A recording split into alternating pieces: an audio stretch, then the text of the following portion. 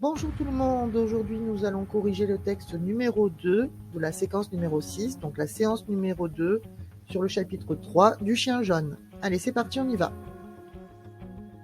Comme d'habitude, on commence par l'introduction. Dans la première partie de l'introduction, on présente ce qui s'est passé dans l'incipit et dans la deuxième partie, on présente la problématique de ce texte. Pour l'étude du texte, on commence par le cadre spatio-temporel et plus précisément par le cadre spatial. L'histoire se passe à Concarneau, en Bretagne, et plus précisément, tout se passe dans l'hôtel L'Amiral où loge Maigret et où se trouve le lieu du crime. Pour le cadre temporel de ce passage, on peut être extrêmement précis. D'abord, on sait que c'est après la parution de l'article « La pleure règne à Concarneau ». Ensuite, on sait aussi que c'est un dimanche grâce à la ligne numéro 10. Et enfin, comme il veut déjeuner, on sait que ça se passe entre 12h et 14h. Passons maintenant aux personnages. Dans ce passage, ils sont au nombre de 3. Le moins important, le barman. Il est inquiet pour son commerce comme on le voit à la ligne 18. Et il est aussi curieux de savoir qui est l'assassin puisqu'il interroge Maigret. Le deuxième personnage, c'est Emma, qui est suspecte. C'est la serveuse de l'amiral, du coup elle connaît tout le monde et c'est un très bon témoin. Elle nourrit aussi le chien jaune. Elle a une liaison avec le docteur comme elle nous l'avoue à demi-mot. Et enfin, elle est émotive et anxieuse. Enfin, notre troisième personnage, le personnage principal, celui qui mène l'enquête, le commissaire Maigret, on sait déjà qu'il est sec et colérique et il ne se laisse pas faire, comme on peut le voir à la ligne 22. Et surtout, c'est très important, le passage est vu de son point de vue. Mais attention, il n'est pas narrateur. Passons maintenant au petit C, le thème de l'interrogatoire. Tout est basé sur le docteur. On sait qu'il a une maîtresse, on sait qu'il s'est enfermé parce qu'il a peur, sûrement, et qu'il n'est absolument pas sorti de sa chambre parce qu'il se sent menacé. À noter, c'est un personnage évoqué. Toutes les informations sont indirectes et données par Emma.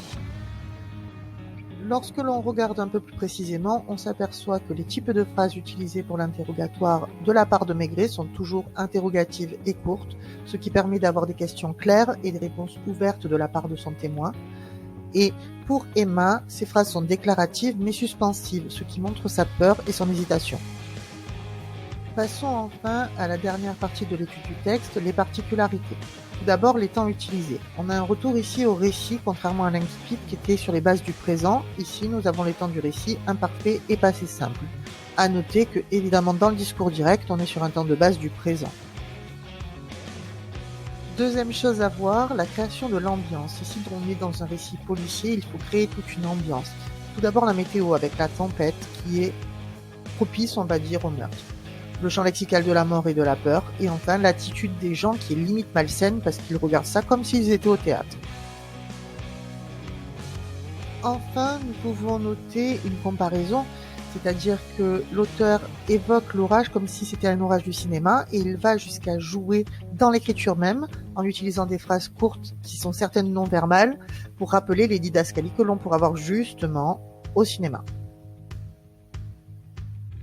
Pour conclure, après l'annonce dans le journal de la tentative de meurtre et de l'enlèvement, la peur règne sur la ville et toutes les conversations semblent tourner autour des événements. La destination des promenades même a changé et certains se rendent à l'hôtel en spectateurs.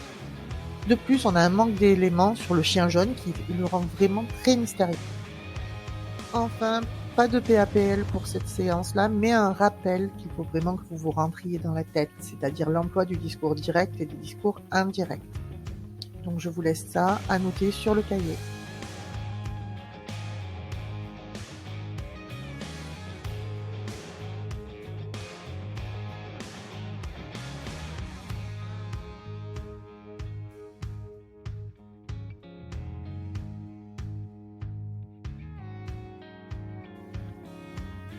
Voilà, c'est terminé pour aujourd'hui. Je vous souhaite une bonne journée et vous donne rendez-vous lundi à 10h. Je vous rappelle qu'on fait en même temps le cours en distanciel et en présentiel. À lundi!